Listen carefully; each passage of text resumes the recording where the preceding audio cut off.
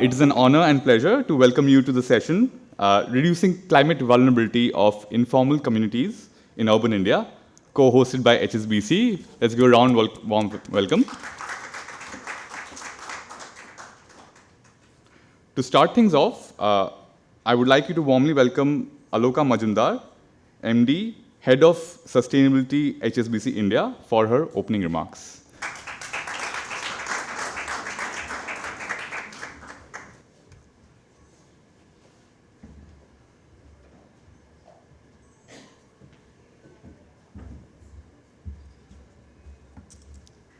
So very good morning to everyone. When we have a program like this, the big tension that we always have is that, who all will be there in the room. And, whether it's going to be a crowded room, do people really want to hear what we all want to discuss today? That's the first thing.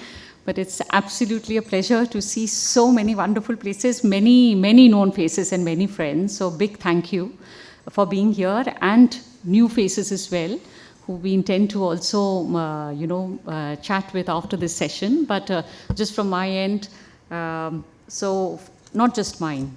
So from HSBC India, from Bridgespan, we have Anand, Preetha and the entire team here. And United Way of Mumbai, who couldn't be here because, the leadership there, one of them, they had an exigency at home. But from all the three partners, we just wanted to say a very big welcome to this session. So two things, of course, this is the second year in Charcha, and we, as all of you know, that we are going to launch a report today under our Climate and Equity Initiative.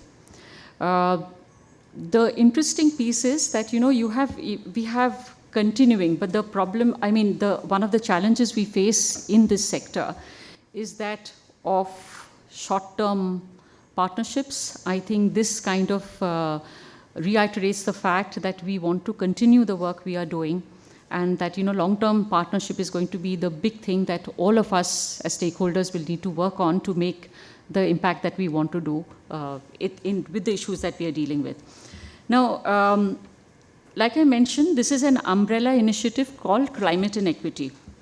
And when we were deliberating on this I remember close to about 3 years back, what we realized that this is, and this is something when Bridgespan, United Way of Mumbai and HSBC, we were in the room to say that, what we want to focus on, we realized that we were really looking at a very complex issue, and it's also an evolving issue. And therefore, it is just not that these three organizations can sit in a room and do make a lot of changes. What we realized were two things. One is that it is important that to get all stakeholders to work together to find solutions to the issues that we are dealing with. And all of you are aware better than I do in terms of the complexities that we are dealing with. But one of the things, what were the gaps? There are many gaps when you're talking about this thing. So two things. One is that it has to be people-centric, because, I come from a global organization.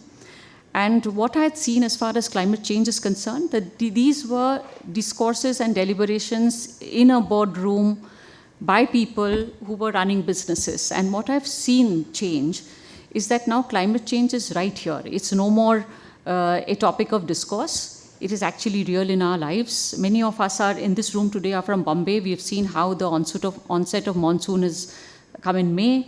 And it's a reality. And let me tell you, this is not part of my speaking points. I always say this in many forums, and my team hates it. Basically, they give me a speaking point and I don't stick to it. So, I was speaking with, I'll give you an example in terms of how climate change is impacting business. Now, I was speaking with one of our relationship managers who works with dealers, car dealers.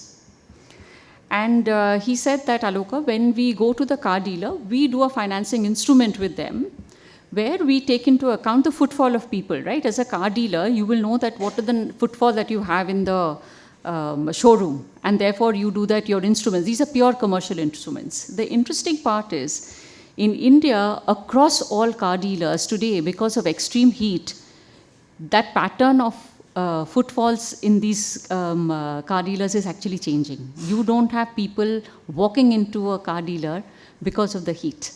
Now, it's as simple as that. but it's actually climate which is making an impact. It's a risk, right? For the business when they're doing a financial instrument, it's a risk. Very simply, I think, explained to me, and I thought it was quite fascinating. So therefore, they have to look at that from a risk perspective and calibrate their financial instrument that when they finance car dealers. So that's one business piece. The other piece, and today you'll hear, is that I think at the center of everything that we want to do in philanthropy is going to be with people. It cannot be us sitting in the room and doing it. We really have to, and that's something Brisbane has done a remarkable work. And once, Rishabh takes you through the bold bets that has arrived out of the surveys and the baseline that's been conducted, is that people will have to be at the center of this problem. And the last piece is we have to build data and evidence, because when we are looking at climate, I think data and evidence is going to be critical if we are to work on solutions and if we have to make informed decisions. So that's going to be another piece. And last but not the least is actually galvanizing all of us together to take action, because all of us in the room, no one organization is going to make any impact. It's all of us that we will need to make it, but how we make it happen. Because we always speak about stakeholder action, we always speak about collectively working on an issue, but again we all have our individual priorities as well. Like how we bring that in, how we kind of make it much more structured for us to at least tell that story, or work on a problem statement where we know that each of us can bring in our expertise to build the solution. So that's what I think largely what today we are going to speak about. Lastly, I just want to highlight the fact, I don't want to speak much, I just want to highlight the fact, the importance of partnership. This is, I have learned over my many years of work in the sector, that I think there is a huge potential of partnership, and that's something we are really not still capturing the way it should be. I know that we have some great partners in this room, but I think the next challenge will be for us, both corporates as well as the non-profit sector, the think tanks, and for academia, for all of us to come together and then work on problem statements. And maybe the starting point will be a low-hanging fruit, but the fact is that we will need to work together for us to make any difference. And how we do it is something Anant will guide us today. We are putting a lot of pressure on Anant to basically give a lot of answers, but that's something that we intend to hear from him through the day. Yes, so I just with this, I will just conclude my comments and say a big thank you.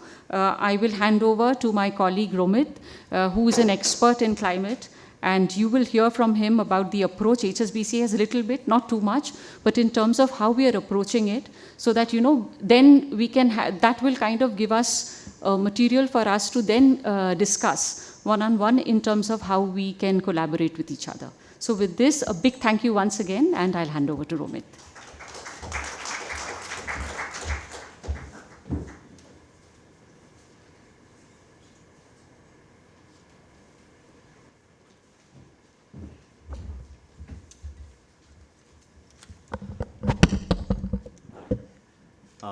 Good morning, everyone. Always a pleasure meeting a lot of people, partners, organizations, collaborators. Aloka said climate change impacts are real. I mean, we have known this Earth to be a blue planet. So blue planet perhaps is certainly emitting red signals.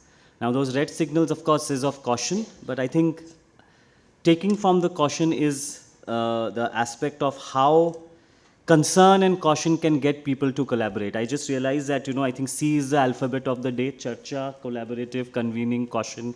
So, but I guess, it's always, as I said, for a large and a diverse country, I mean, we know the problems are huge, but I think it also presents an interesting opportunity for us as an organization also, with, more than 120 partners, projects across, I think after the 16 ecological regions, our programs cover almost 12 of them, bearing, the islands and some of the eastern Himalayas. But I think to work in a very diverse geography, to work in a very diverse landscape where there are ecological, environmental, and social and cultural, aspects which we are also realizing are integral to the way we design our program, is an interesting approach that we are all working towards. We are, while the discourse on climate action has evolved over the past few years, we are here and of course miles away. The whole global fraternity is, discussing access to technology, finance as part of the COP. But I think for us at HSBC India, our approach around centering the voices of communities, of the vulnerable communities, has been on solutions and proof of concept, which again can be mainstreamed through the engagement of different actors. I can move the slide. There's a visual imprint. Can somebody just bring that slide? So there's a visual, interpretation around how we approached climate and equity, which of course Aloka mentioned is a multi-year initiative. It also builds up around a lot of the work that we have done over the last few years with a lot of our partners. I'll briefly touch upon that. But I think, as again, Anand puts it, is the flywheel, where I think our first key important aspect is that we want to understand and amplify the needs of the climate vulnerable communities. It has to be rooted with how people feel, how climate manifests people across states, across regions. That understanding, that evidence kind of helps us in developing and designing solutions which we aim will of course be innovative, and also we can bring them to scale. And lastly, the part of the flywheel is around investment. We all know that capital is of course required. We aim that the solutions and the approaches that are designed or come out or curate as part of not only the research but also the other work that we do will help catalyze private capital. But I think would also want to touch upon the aspect and few examples where we have also seen that with more than 90% of the development finance in India coming from the public sector, it is equally important to, we all talk about convergence, we talk about leverage, but I think we have Dr. Dinesh and Meera Mehta, where our work in 𝐑𝐞𝐝𝐻 and in the cities of Maharashtra has been able to not only demonstrate a solution on energy transition for urban utilities in the water and wastewater sector, but also have enabled them to access World Bank financing to move the entire water wastewater usage into solar system. We have Shravan from CEW. We are working on a large program on heat action plans, where I think it was interesting that how do you work with urban utilities to entail that the solutions that you are identifying for addressing heat is integrated in the budget line items of a municipal corporation. So I think while we look at understanding the needs of the community, we look at identifying solutions, we are also trying to get them mainstreamed and carrying forward our efforts to unlock both public and private capital. That's largely been, I would say, our approach, and the report that we are launching today, the second in the series, the first one looked at smallholder farmers. This is on the urban informal communities. Rishabh will speak about the findings and the approaches, but at our end, we believe that whatever we do with our partners, with the different stakeholders, has to be rooted, has to be based on evidence, which of course can also inform action both for the public sector, the private sector, and the civil society. Thank you. I will call upon Rishabh to share the findings of the report. Rishabh.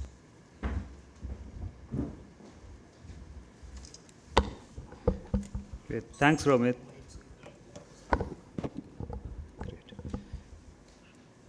Great. Now, thanks, Romit, and welcome everybody to the launch of the report.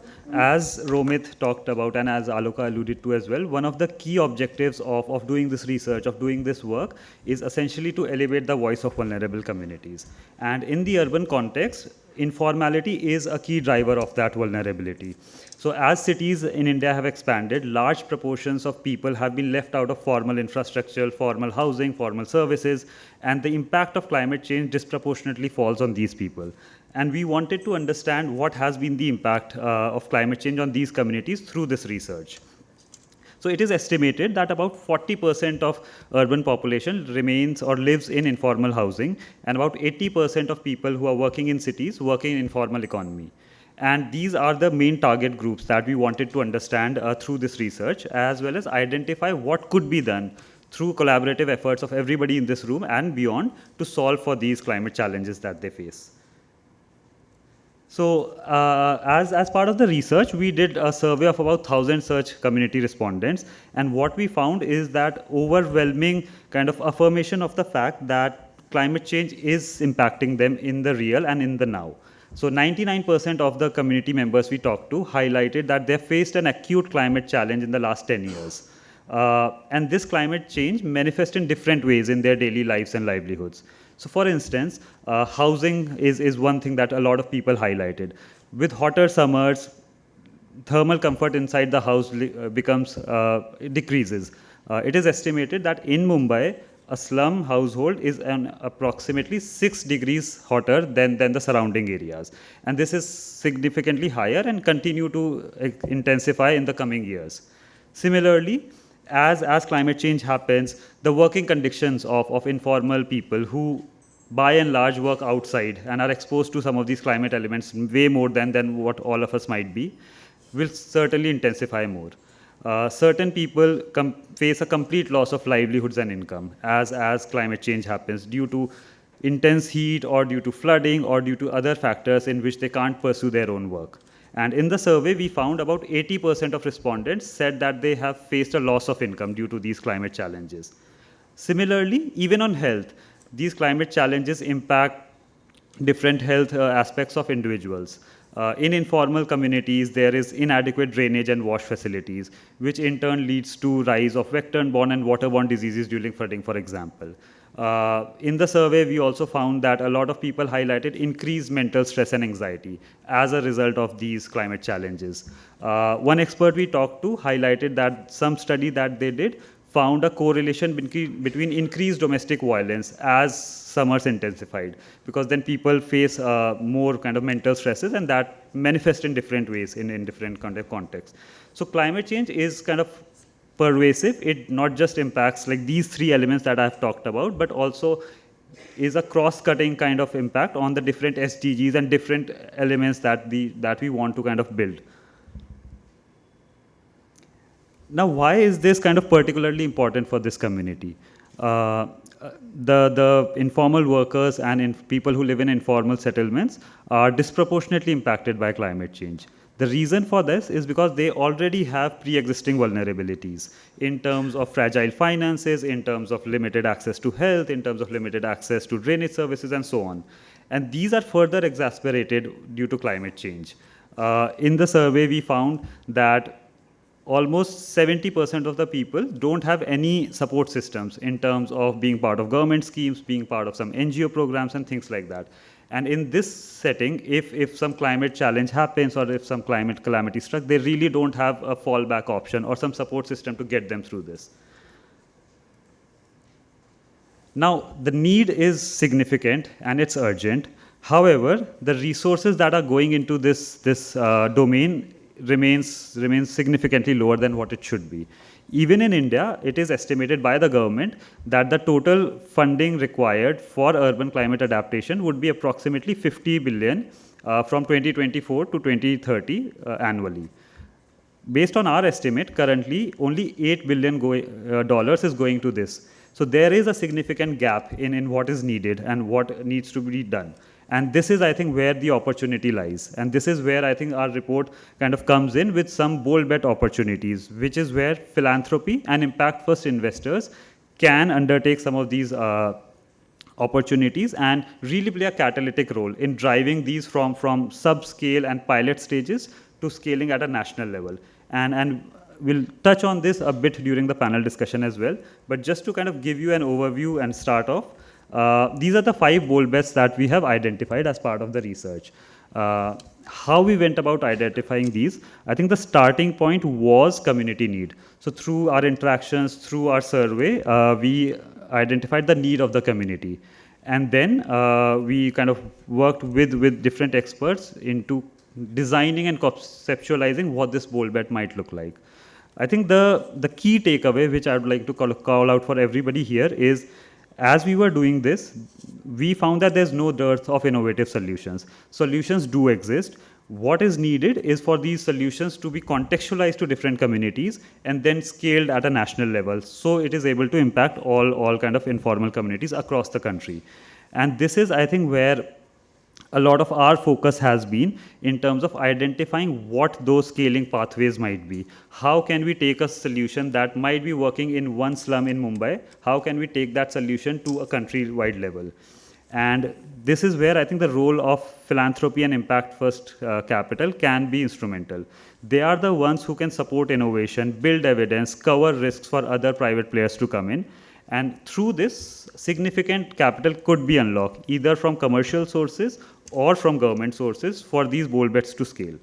I'll just take 1 minute to illustrate this through an example, right? So the first one here is climate smart housing modification. So the need we heard from the community is that living inside the house during summers becomes unbearable because of the way the building materials are used in some of these slum households, how densely populated that they are, how there's no lack of ventilation in some of these settings. So that was the starting point. Then we looked for solutions that are tackling this change or that are tackling this issue. So there are solutions in terms of reflective paints, in terms of insulation panels, in terms of mod roofs and things like that, that could be done to solve for this issue.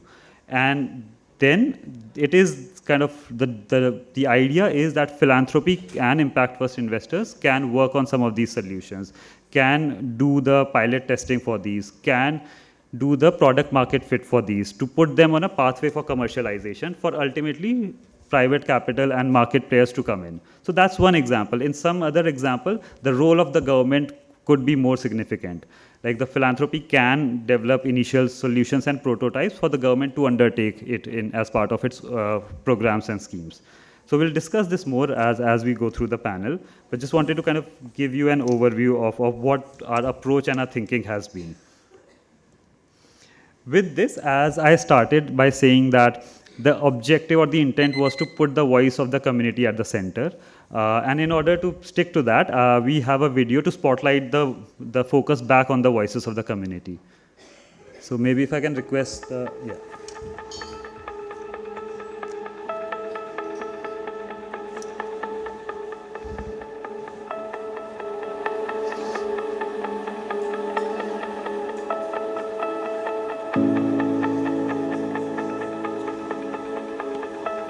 গরমকালে তো প্রচুর সমস্যা, ঘর পুরো আগুন হয়ে থাকে, টালিগুলো গরম হয়ে থাকে, মানে গরম বলতে খুবই গরম লাগে, থাকা যায় না, যেহেতু হাওয়া বাতাস ঢোকে না, তার মধ্যে ছোট ছোট ঘর, খুব কষ্ট হয় থাকতে।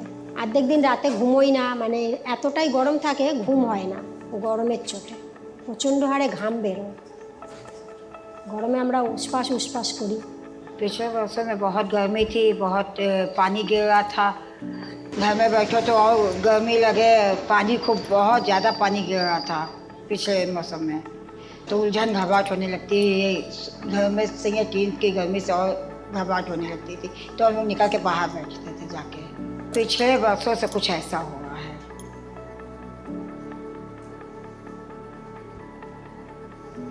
मैं ऑटो चलाता हूँ, आज तो देखिए बैठे ही हूँ घर में।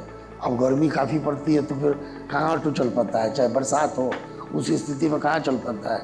घर में आदमी विशेष तौर रहता है कि लू न लग जाए, बरसात में कहीं फंस न जाए आदमी। आमदनी पे भी फर्क पड़ता है, आमदनी जब जाएंगे नहीं, हमारे तो रोज़ का रोजी है, जब जाएंगे नहीं तो कमाएंगे कहाँ से, यही हिसाब किताब होता है ना। जब जाएंगे नहीं, यहाँ तो छुट्टी का पैसे सरकारी लोगों को मिलता है, हमें थोड़ी छुट्टी का पैसा मिल जाता है। हम तो जाएंगे, कमाएंगे तो खाएंगे, नहीं कमाएंगे नहीं। Can I please request each one of you to stand up, at your seat, hold a copy of the report, and formally launch it, standing in solidarity with the voices of the communities we engage, we work, and we commit to work with. Can I please request everyone to kindly hold on the report and formally release it? We'll have somebody taking a picture. Rishabh, why don't you come? We could get a bigger dais to have everybody, but I think we will have.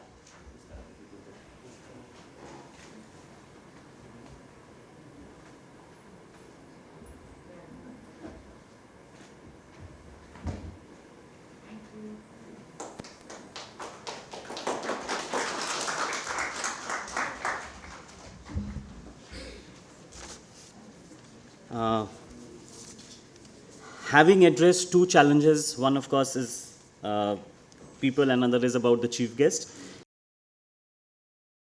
Perhaps the most awaited segment of today's launch, which is a conversation bringing different group of people together. One, of course, the report, one section is around the voices of community. The another important section is around solutions. And most importantly, what is that capital that is needed to realize the solutions that have been outlined in this report. The theme of the panel discussion, I'll not steal Anand's thunder, is to get people who represent diverse spectrum of capital and experience to come together and galvanize action.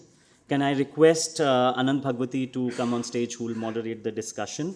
I will request Siraz from Mahila Housing Saving Trust, a very old partner of us. We are working very closely, Mr. Siraz Hirani, to come up on stage.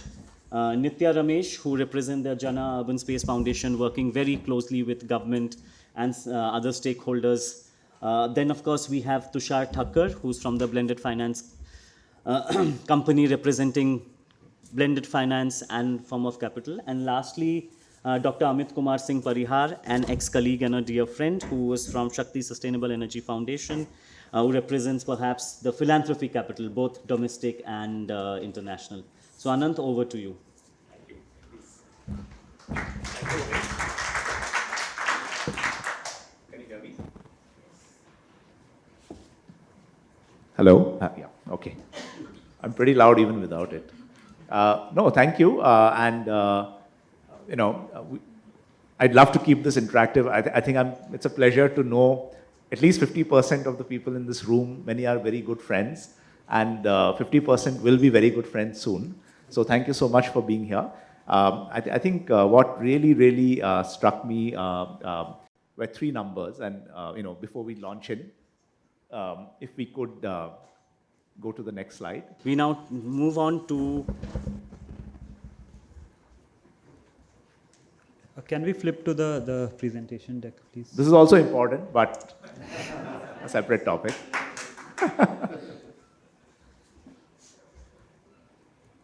Thank you. This is not a quiz, but you heard this, and just like from the back side of the room. So what is this number in the context of today? Like 250 million. Anyone? Shout it out. Yeah, Pat. People affected, people in informal urban communities affected by climate. Absolutely, and deeply vulnerable in that, and informality of work. So people who are working outside, or informality of the living space, and 250 million is really the most affected. If you go to the next one. Can we stay on that tech? Yeah, just stay on that. Yes. 99%? Anyone? 99%? Did you pick up this figure when we're discussing it? So 99% is almost never heard in a survey. But 99% of the people we spoke to, and we spoke to quite a few, 1,000 plus, reported that in the recent past, I've personally experienced an extreme climate event. Many of them have experienced multiple, and the sad tragedy is now climate shocks are not happening with a year in between. They're happening potentially with dramatic regularity. So, this is no longer now a 10% problem. This is a 99% issue. You will not find a 99% number even in exit polls. But this is what this poll is telling us. And the last one, if you go to the next slide, why is this important? We heard about, a lot of money needed and not enough money being there. But why is this important? Like, why have I a sports picture here? Maybe, Jayant, you're a sportsman. No, thank you. But, yeah. Yes, that's also true. But one interesting thing is, and maybe this one is interesting, this is a relay race. And I think the reality is, unless a relay race happens, where the baton passes from different sources of capital, whether it is global philanthropy, CSR, impact first investing, and public capital, like Romit said, and private capital, this will not solve. Simply because each entity doesn't have enough capital to do it on its own, and each entity cannot do it on its own. To give you an example, the PM-AY, which is the Awas Yojana, it has dedicated funds for urban of 6 lakh crores. If you look at the private sector, the paint companies in India, the big 5, have a market cap of close to 400,000 crores. But neither of them can actually get the innovations to get to the point at which you can invest. On the other side, philanthropy, together you add everything, is $13 billion. Nothing. But philanthropy can actually take the innovations to the next point. So with that, I'm going to launch this panel discussion. We have actually the full spectrum of capital here, so it's very exciting to see all of you here on the stage. Thank you. Tushar, if I can start with you. You obviously heard some of the bold bets. What role can different types of capital play, and specifically, if you were to look at philanthropic, concessional, commercial, government, and why is that hard? Because now the need is very clear, and also solutions are there. But what is the role which can be played by different actors, and why is that hard? Wonderful. Okay, it works. No, thank you. Thank you for firstly having me here, and congratulations to HSBC, Bridgespan, and United We on the launch of this very, very important piece of research. Coming back, I think, to your question, I mean, of course, starting with the caveat that different solutions need different types of capital, and of course, we need to factor that context in, but we can still think of some broad principles, right? And usually when we have these conversations, the answer tends to default to saying that philanthropy can take higher risks, so therefore they need to be, at the innovative end of things, support innovation, and then private capital and the government potentially become scale pathways as we go forward. But I think especially in this specific space of climate adaptation, I think it's really important to nuance that. One of the important characteristics of everything that we've spoken about, all the areas that we've highlighted, is that these are not new ecosystems. These are ecosystems that have been existing. If we talk about housing, the private sector and the government have been funding that for a fairly long time. If you talk about drainage or wash, similarly, entrepreneurship, of course, has a fairly significant private capital element there already. So these ecosystems exist. A lot of the money is already going into some of the work that happens here. And that is coming from what I would call sustainable actors like private capital providers or the government. So therefore, a lot of the capital gap that we speak about, I suspect, is really how do we find ways in which we can, and I think that's exactly what you were saying before as well, how do we find ways in which we can get these actors in existing ecosystems, working within existing frameworks, to now invest in products or services or approaches which are now sustainable, are working for the individuals that they might be serving or that might be their customers. And I think this is really important because it is not necessarily a question of there being scarcity of capital on that side. It's a question of saying, okay, how can we find a way in which innovative products or ideas can really be surfaced? How do we find the right incentives? How do we find the right technical support, et cetera, to be able to now nudge these ecosystems to behave differently?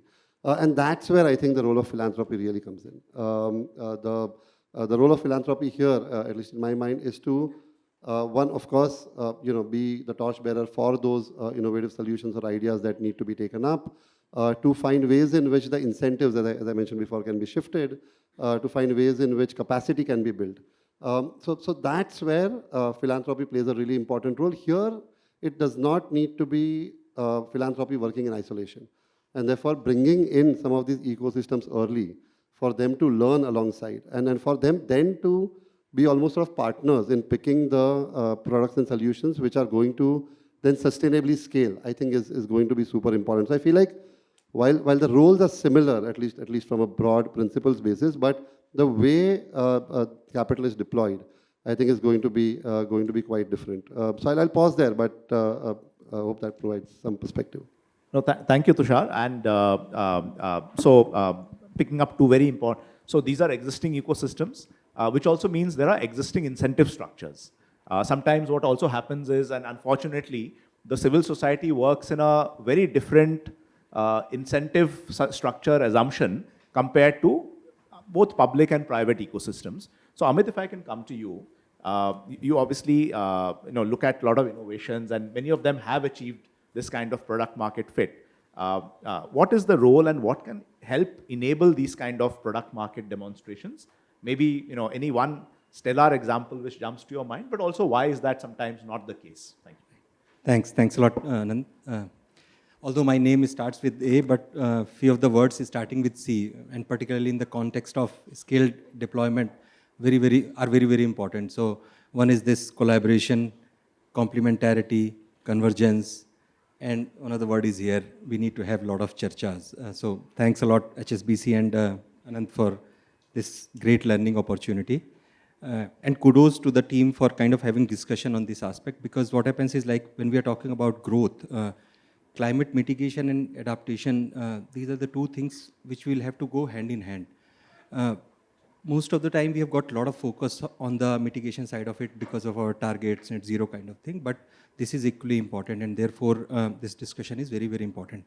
Now coming to the context of the whole thing around climate adaptation, the role of philanthropy, I feel we heard the number. There is a clear mismatch between what is required and what is available.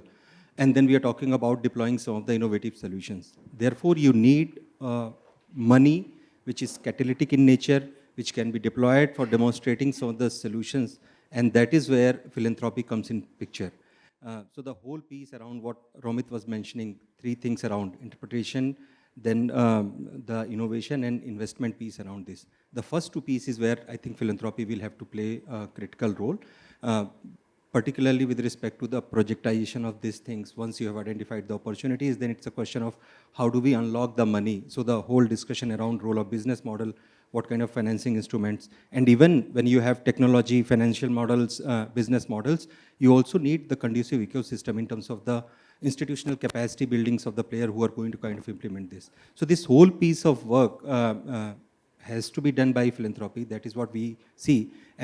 And as part of some of our subnational initiatives, that is what we have been kind of trying to do, work on ground, come up with these projects, and then kind of try to link it with some of the funding sources which are available. So in the process, then philanthropy, unlocking the commercial money, the public money, and end of the day, the private money. So that's the overall approach. I also see a role for philanthropy on two other aspects. One, because we are talking about innovative solutions, case one, if there is no innovative solution, what is that we need to do? Obviously, we will have to go and do the innovation piece around this. And we all know, I mean, the moment we talk about this transition from TRL4 to TRL6, that is where the valley of death is there. There again, philanthropy can come in picture, and some of the interventions Shakti has been doing with the ministry on that front, so that we can have solutions which are available. And obviously, second thing, the case where we have got solutions, how do we kind of deploy these solutions? Because it will go beyond technology. So the whole piece of work, I mean, we need to do, and that is what philanthropy has been doing. Shakti has also been doing probably one of the examples on the parametric insurance. Kali will talk about this, but that's the kind of work we have been doing. I'll pause. Thank you. And part of, I think, what Shakti also does, I guess, is connects the global north capital, the capital which essentially sits there with global south capital, because that also then is so critical. But obviously, Siraj, like, you work so closely with some of the innovators, solutions, communities. What would be your call to action to actually do this well, especially in terms of different roles? And what role do you feel MSD needs to play to make some of this baton or relay race happen better? And why is that sometimes hard? I'll come to, obviously, what are the call to actions, but talk a little bit about why it doesn't happen automatically. Okay, thanks, Anand. So let me start with, so a couple of my comments might be contradictory to the opening remarks, but I think it's important to put it on the table.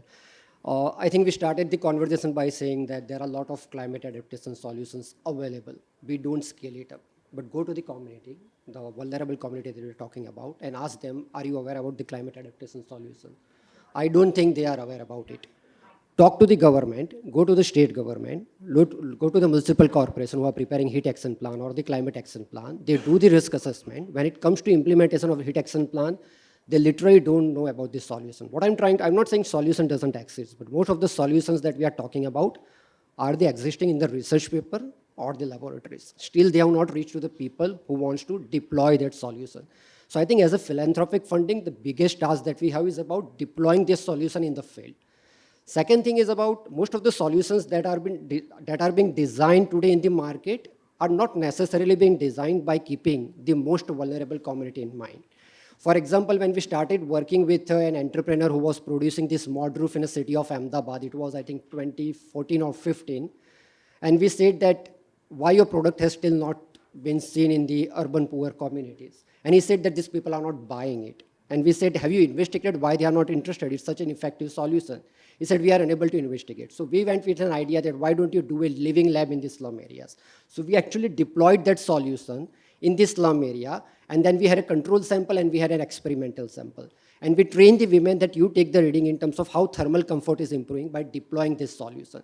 These living labs were carried out across 8 to 10 slums in Ahmedabad. Now this is extremely important. When people are seeing the product, when people are experiencing the product, it is only then that people start investing on that product. Particularly when you talk about urban poor communities, it doesn't happen in that way. So I think how we are deploying the solution is also something that we have to take in an innovative way. So you can't only scale the solution when you publish the research report, you are doing a lot of marketing efforts in the media.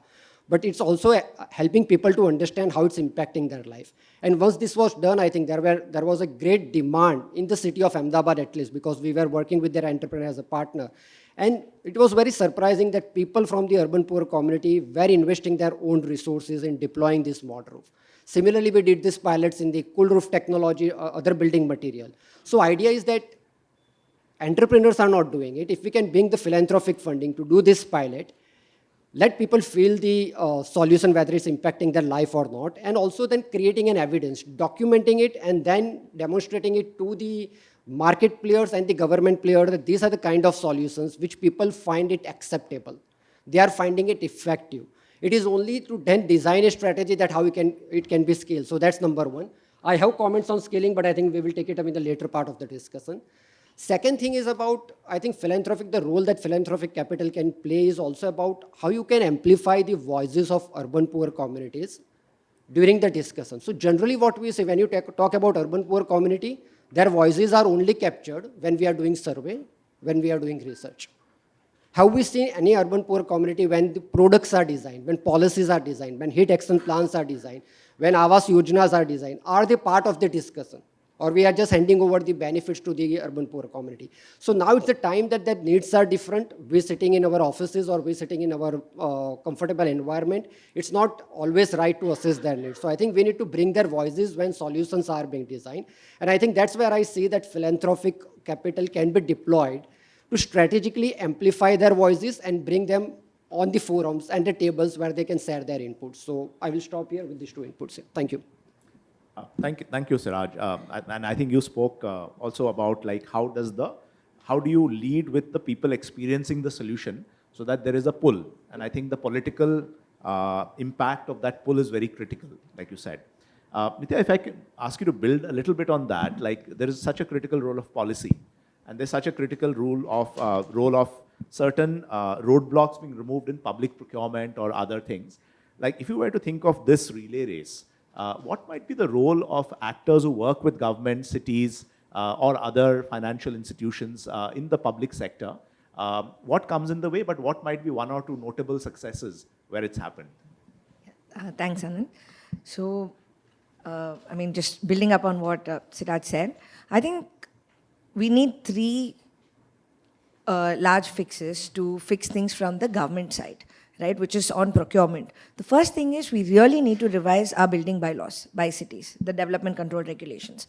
In most states, they have uniform development control regulations for all cities in the state, irrespective of size, and climate is not a part of that. So unless these development control regulations mandate, say 25-30% of all buildings must be green materials, or 25-30% of all buildings must have cool roof solutions, etc., it's not going to get mainstream, and we'll never meet the targets.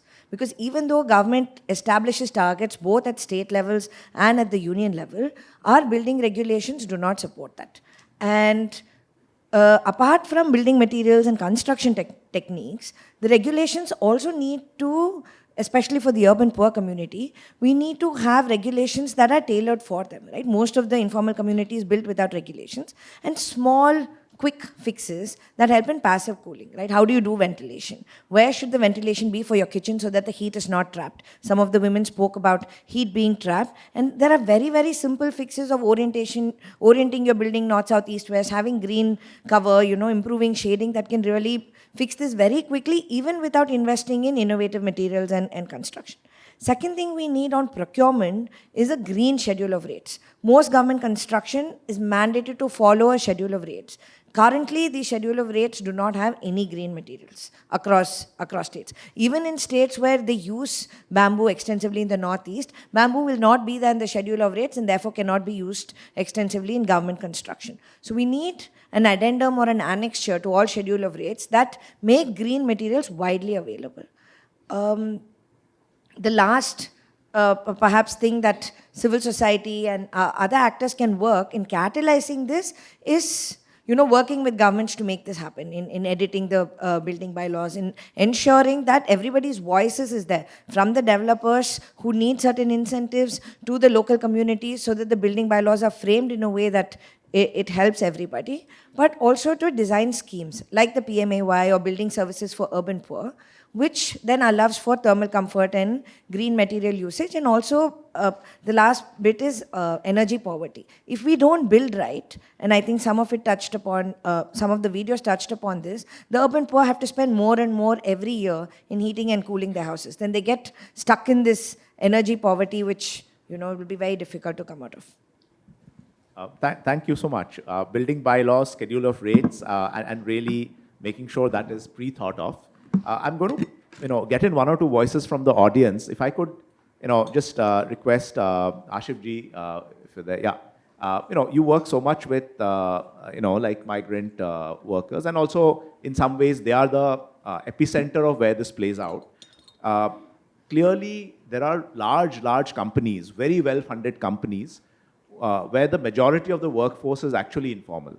What do you think is the way this should happen, so that they also become stakeholders, investors, supporters, actors, and not stay as a different bucket altogether? Any thoughts and any practical suggestions from your side to make sure this happens? And maybe we can pass a mic on to, I'll give you this.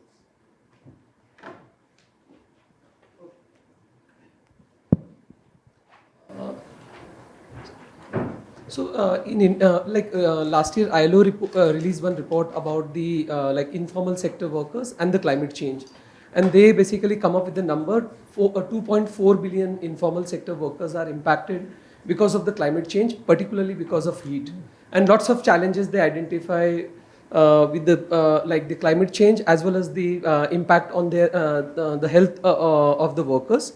So we try test two products in India. The first product about the parametric insurance on AQI, and the second product on the parametric insurance on heat.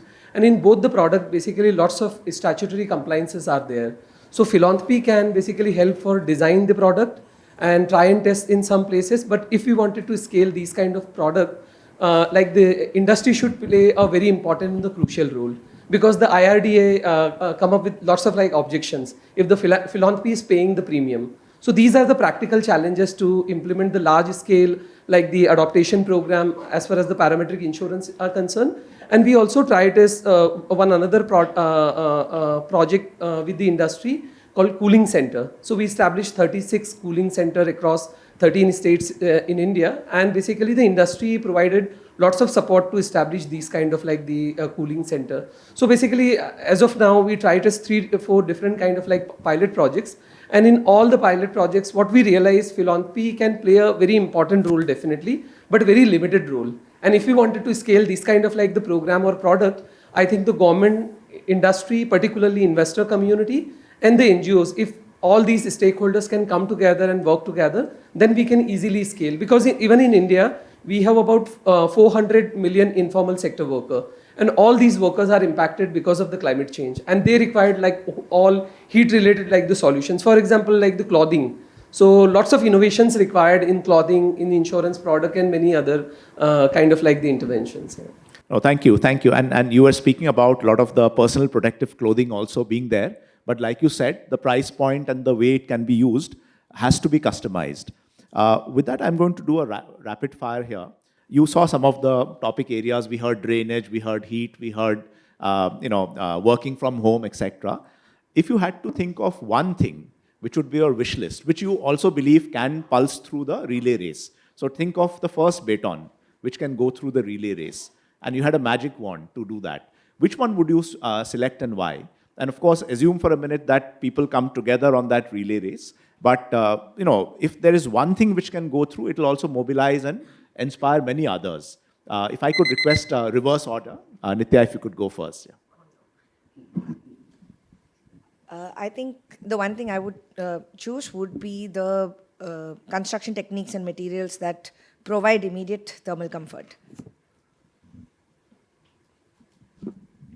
So I think for me, it's more about a process innovation rather than product. I think the way that these stakeholders are working today, everybody is contributing in their own way, and they are making a significant contribution. But I think we are not working in a way where we are trying to address a problem in a collective way. There is a philanthropic funding who funds a project gets complete, data gets in a report, and that ends there.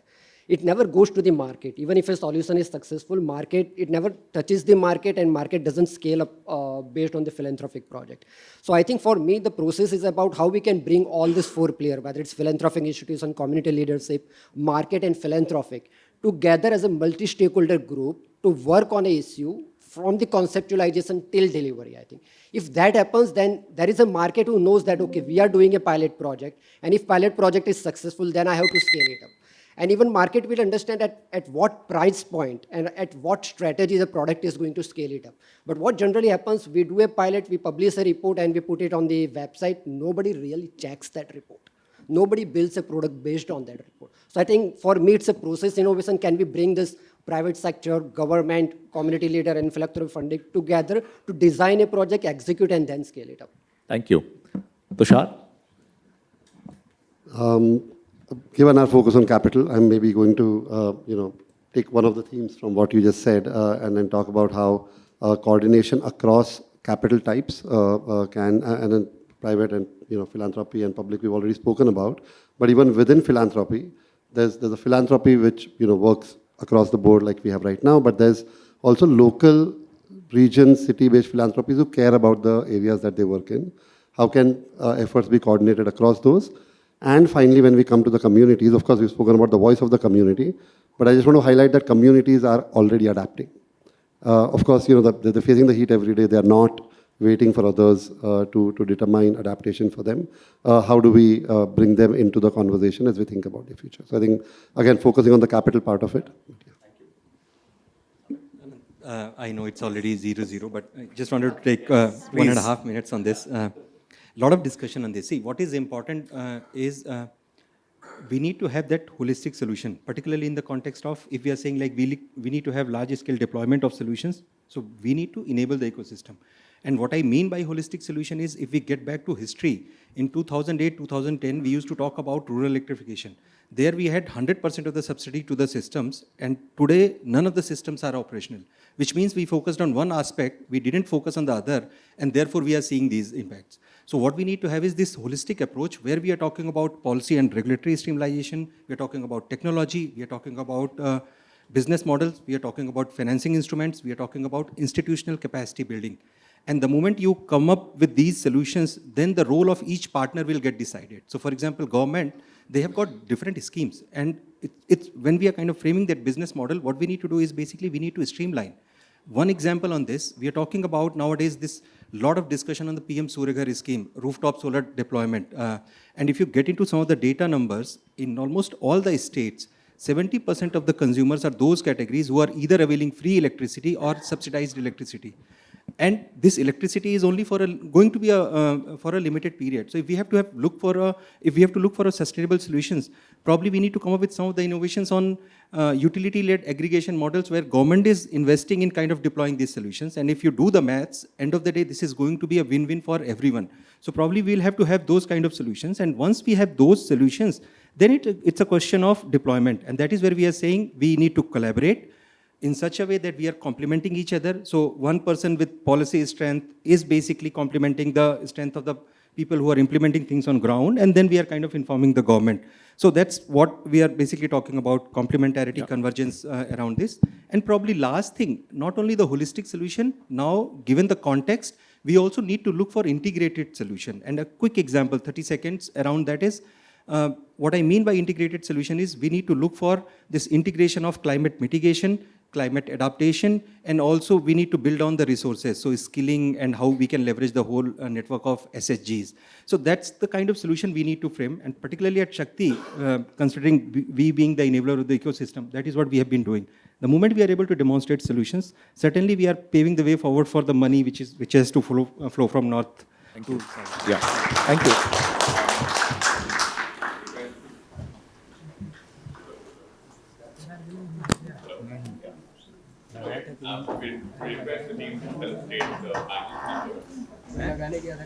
Please give a warm round of applause.